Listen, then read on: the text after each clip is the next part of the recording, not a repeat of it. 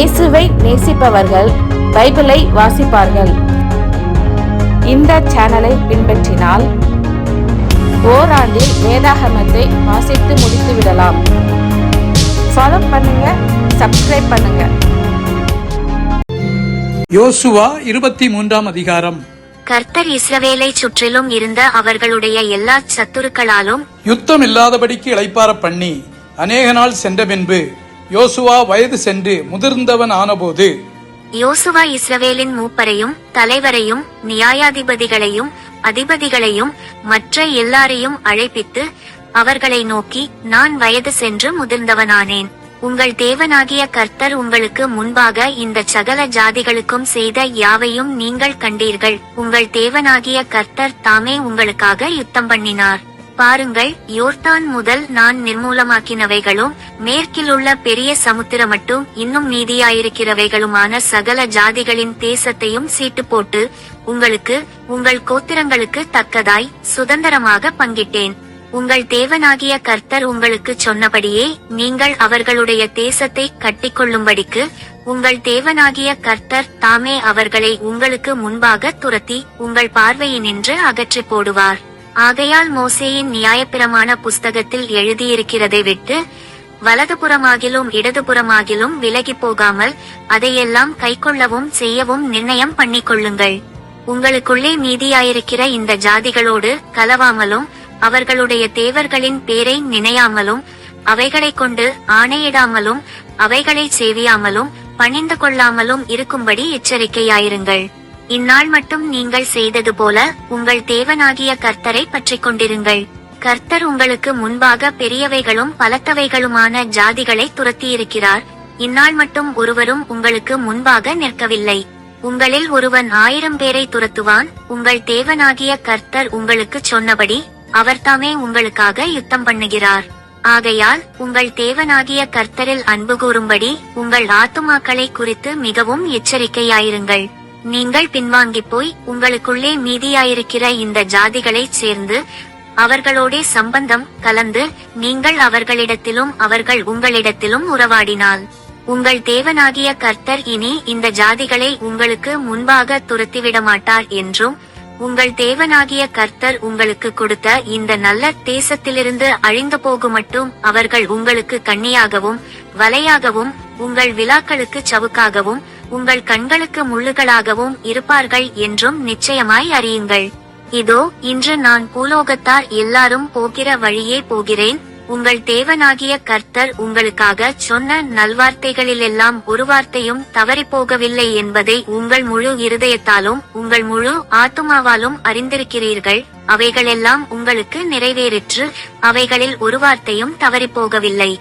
இப்பொழுதும் உங்கள் தேவனாகிய கர்த்தர் உங்களோடே சொன்ன நல்ல காரியம் எல்லாம் உங்களிடத்திலே எப்படி நிறைவேறிற்றோ அப்படியே உங்கள் தேவனாகிய கர்த்தர் உங்களுக்கு கட்டளையிட்ட அவருடைய உடன்படிக்கையை நீங்கள் மீறி அந்நிய தேவர்களை சேவித்து அவைகளை பணிந்து கொள்ளுங்காலத்தில் உங்கள் தேவனாகிய கர்த்தர் உங்களுக்கு கொடுத்த இந்த நல்ல தேசத்திலிருந்து உங்களை நிர்மூலமாக்குமட்டும் கர்த்தர் உங்கள் மேல் சகல தீமையான காரியங்களையும் வரப்பண்ணுவார். கர்த்தருடைய கோபம் உங்கள் மேல் பற்றியெறியும். அவர் உங்களுக்கு கொடுத்த நல்ல தேசத்திலிருந்து நீங்கள் சீக்கிரமாய் அழிந்து போவீர்கள் என்றான். யோசுவா 24 அதிகாரம். பின்பு யோசுவா இஸ்ரவேலின் கோத்திரங்களையெல்லாம் சீகேமிலே கூடிவர பண்ணி இஸ்ரவேலின் மூப்பரையும் தலைவரையும் நியாயாதிபதிகளையும் அதிபதிகளையும் வரவழைத்தான். அவர்கள் தேவனுடைய சந்நிதியில் வந்து நின்றார்கள். அப்பொழுது யோசுவா சகல ஜனங்களையும் நோக்கி, இஸ்ரவேலின் தேவனாகிய கர்த்தர் சொல்லுகிறது என்னவென்றால், பூர்வத்திலே உங்கள் பிதாக்களாகிய ஆபிரகாமுக்கும் நாகோருக்கும் தகப்பனான தேராகு என்பவன் நதிக்கு அப்புறத்திலே குடியிருந்தபோது அவர்கள் வேறே தேவர்களை சேவித்தார்கள். நான் நதிக்கு அப்புறத்தில் இருந்த உங்கள் தகப்பனாகிய ஆபிரகாமை அழைத்து கொண்டு வந்து அவனை கானான் தேசமெங்கும் சஞ்சரிக்கச் செய்து அவன் சந்ததியை திரட்சியாக்கி அவனுக்கு ஈசாக்கை கொடுத்தேன்.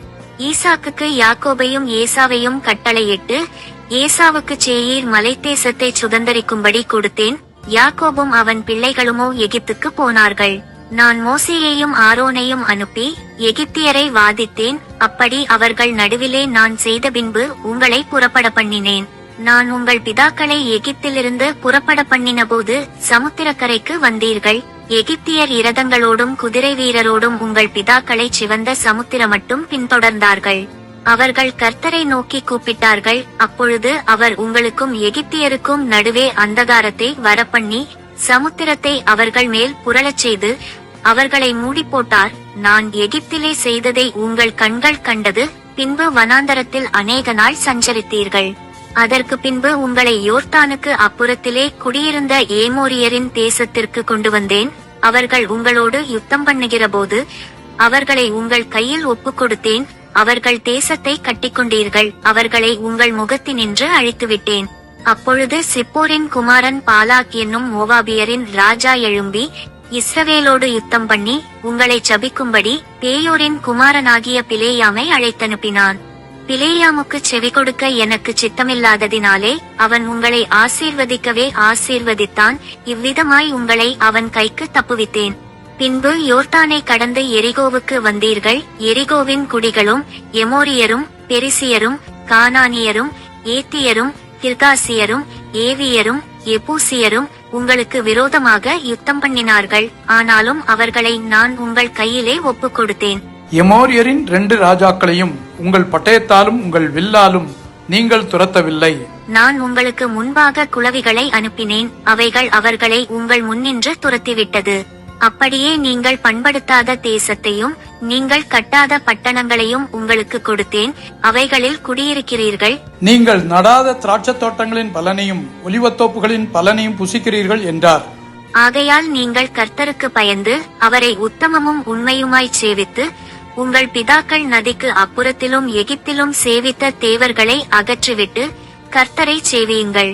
கர்த்தரை சேவிக்கிறது உங்கள் பார்வைக்கு ஆகாததாய் கண்டால் பின்னை யாரை சேவிப்பீர்கள் என்று இன்று தெரிந்து கொள்ளுங்கள். நதிக்கு அப்புறத்தில் உங்கள் பிதாக்கள் சேவித்த தேவர்களை சேவிப்பீர்களோ? நீங்கள் வாசம் பண்ணுகிற தேசத்து குடிகளாகிய எமோரியரின் தேவர்களை சேவிப்பீர்களோ?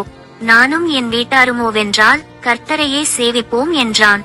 அப்பொழுது ஜனங்கள் பிரதியுத்தரமாக, வேறே தேவர்களை சேவிக்கும்படி கர்த்தரை விட்டு விலகுகிற காரியம் எங்களுக்கு தூரமாயிருப்பதாக. நம்மையும் நம்முடைய பிதாக்களையும் அடிமைத்தன வீடாகிய எகிப்து தேசத்திலிருந்து புறப்பட பண்ணி நம்முடைய கண்களுக்கு முன்பாக பெரிய அடையாளங்களை செய்து நாம் நடந்த எல்லா வழியிலும் நாம் கடந்து வந்த எல்லா ஜனங்களுக்குள்ளும் நம்மை காப்பாற்றினவர் நம்முடைய தேவனாகிய கர்த்தர் தாமே. தேசத்திலே குடியிருந்த எமோரியர் முதலான சகல ஜனங்களையும் கர்த்தர் நமக்கு முன்பாக துரத்தினாரே. ஆகையால் நாங்களும் கர்த்தரை சேவிப்போம், அவரே நம்முடைய தேவன் என்றார்கள். யோசுவா ஜனங்களை நோக்கி, நீங்கள் கர்த்தரை சேவிக்க மாட்டீர்கள். அவர் பரிசுத்தமுள்ள தேவன், அவர் எரிச்சலுள்ள தேவன். உங்கள் மீறுதலையும் உங்கள் பாவங்களையும் மன்னியார். கர்த்தர் உங்களுக்கு நன்மை செய்திருக்க நீங்கள் கர்த்தரை விட்டு அந்நிய தேவர்களை சேவித்தால் அவர் திரும்பி உங்களுக்கு தீமை செய்து உங்களை நிர்மூலமாக்குவார் என்றான். ஜனங்கள் யோசுவாவை நோக்கி, அப்படியல்ல, நாங்கள் கர்த்தரையே சேவிப்போம் என்றார்கள். அப்பொழுது யோசுவா ஜனங்களை நோக்கி, கர்த்தரை சேவிக்கும்படி நீங்கள் அவரை தெரிந்து கொண்டதற்கு நீங்களே உங்களுக்கு சாட்சிகள் என்றான். அதற்கு அவர்கள், நாங்களே சாட்சிகள் என்றார்கள். அப்பொழுது அவன், அப்படியானால் இப்பொழுதும் உங்கள் நடுவே இருக்கிற அந்நிய தேவர்களை அகற்றிவிட்டு உங்கள் இருதயத்தை இஸ்ரவேலின் தேவனாகிய கர்த்தருக்கு நேராக திருப்புங்கள் என்றான். அப்பொழுது ஜனங்கள் யோசுவாவை நோக்கி, நம்முடைய தேவனாகிய கர்த்தரையே சேவித்து அவர் சத்தத்திற்கே கீழ்ப்படிவோம் என்றார்கள். அந்தப்படி யோசுவா அந்நாளில் சீகேமிலே ஜனங்களோடே உடன்படிக்கை பண்ணி அவர்களுக்கு அதை பிரமாணமும் நியாயமுமாக ஏற்படுத்தினான். இந்த வார்த்தைகளை யோசுவா தேவனுடைய நியாயப்பிரமாண புஸ்தகத்தில் எழுதி ஒரு பெரிய கல்லை எடுத்து அதை அங்கே கர்த்தருடைய பரிசுத்த ஸ்தலத்தின் அருகில் இருந்த கர்வாலி மரத்தின் கீழ் நாட்டி எல்லா ஜனங்களையும் நோக்கி, இதோ இந்த கல் நமக்குள்ளே சாட்சியாயிருக்க கடவது. கர்த்தர் நம்மோடே சொன்ன எல்லா வார்த்தைகளையும் இது கேட்டது. நீங்கள் உங்கள் தேவனுக்கு விரோதமாக பொய் சொல்லாதபடிக்கு இது உங்களுக்கு சாட்சியாயிருக்க கடவது என்று சொல்லி யோசுவா ஜனங்களை அவரவர் சுதந்திரத்திற்கு அனுப்பிவிட்டான். இந்த காரியங்கள் நடந்த பின்பு நூனின் குமாரனாகிய யோசுவா என்னும் கர்த்தருடைய ஊழியக்காரன் 110 வயதுள்ளவனாய் மரணமடைந்தான். அவனை எப்பிராயீமின் மலைத்தேசத்தில் உள்ள காயாஸ் மலைக்கு வடக்கே இருக்கிற திம்னாத் சேரா என்னும் அவனுடைய சுதந்திரத்தின் எல்லைக்குள்ளே அடக்கம் பண்ணினார்கள். யோசுவா உயிரோடிருந்த சகல நாட்களிலும் கர்த்தர் இஸ்ரவேலுக்கு செய்த அவருடைய கிரியைகள் யாவையும் அறிந்த யோசுவாவுக்கு பின்பு வெகுநாள் உயிரோடிருந்த மூப்பருடைய சகல நாட்களிலும் இஸ்ரவேலர் கர்த்தரை சேவித்தார்கள். இஸ்ரவேல் புத்திரர் எகிப்திலேயிருந்து கொண்டு வந்த யோசேப்பின் எலும்புகளை அவர்கள் சீகேமிலே யாக்கோபு சீகேமின் தகப்பனாகிய எமோரியருடைய புத்திரரின் கையில் 100 வெள்ளிக்காசுக்கு கொண்ட நிலத்தின் பங்கிலே அடக்கம் பண்ணினார்கள். அந்த நிலம் யோசேப்பின் புத்திரருக்கு சுதந்திரமாயிற்று. ஆரோனின் குமாரனாகிய எலெயாசாரும் மரணமடைந்தான். அவன் குமாரனாகிய பினெகாசுக்கு எப்பிராயீமின் மலை தேசத்திலே கொடுக்கப்பட்ட மேட்டிலே அவனை அடக்கம் பண்ணினார்கள். சங்கீதம் 122. கர்த்தருடைய ஆலயத்திற்கு போவோம் வாருங்கள் என்று எனக்கு அவர்கள் சொன்னபோது மகிழ்ச்சியாயிருந்தேன். எருசலேமே, உன் வாசல்களில் எங்கள் கால்கள் நிற்கலாயிற்று. எருசலேம் இசைவினைப்பான நகரமாய் கட்டப்பட்டிருக்கிறது. அங்கே இஸ்ரவேலுக்கு சாட்சியாக கர்த்தருடைய ஜனங்களாகிய கோத்திரங்கள் கர்த்தரின் நாமத்தை ஸ்தோத்திரிப்பதற்கு போகும். அங்கே தாவீதின் வம்சத்தாருடைய சிங்காசனங்களாகிய நியாயாசனங்கள் வைக்கப்பட்டிருக்கிறது. எருசலேமின் சமாதானத்துக்காக வேண்டிக் கொள்ளுங்கள். உன்னை நேசிக்கிறவர்கள் சுகித்திருப்பார்களாக. உன் அலங்கத்திற்குள்ளே சமாதானமும் உன் அரமனைகளுக்குள்ளே சுகமும் இருப்பதாக. என் சகோதரர் நிமித்தமும் என் சிநேகிதர் நிமித்தமும் உன்னில் சமாதானம் இருப்பதாக என்பேன். எங்கள் தேவனாகிய கர்த்தரின் ஆலயத்தின் நிமித்தம் உனக்கு நன்மை உண்டாக தேடுவேன். சங்கீதம் 123. பரலோகத்தில் வாசமாயிருக்கிறவரே, உம்மிடத்திற்கு என் கண்களை ஏறெடுக்கிறேன். இதோ, வேலைக்காரரின் கண்கள் தங்கள் எஜமான்களின் கையை நோக்கியிருக்குமா போலவும், வேலைக்காரியின் கண்கள் தன் எஜமாட்டியின் கையை நோக்கியிருக்குமா போலவும், எங்கள் தேவனாகிய கர்த்தர் எங்களுக்கு இரக்கம் செய்யும் வரைக்கும் எங்கள் கண்கள் அவரை நோக்கியிருக்கிறது. எங்களுக்கு இரங்கும் கர்த்தாவே, எங்களுக்கு இரங்கும். நிந்தனையினால் மிகவும் நிறைந்திருக்கிறோம். சுகஜீவிகளுடைய நிந்தனையினாலும் அகங்காரிகளுடைய இகழ்ச்சியினாலும் எங்கள் ஆத்துமா மிகவும் நிறைந்திருக்கிறது. சங்கீதம் 124.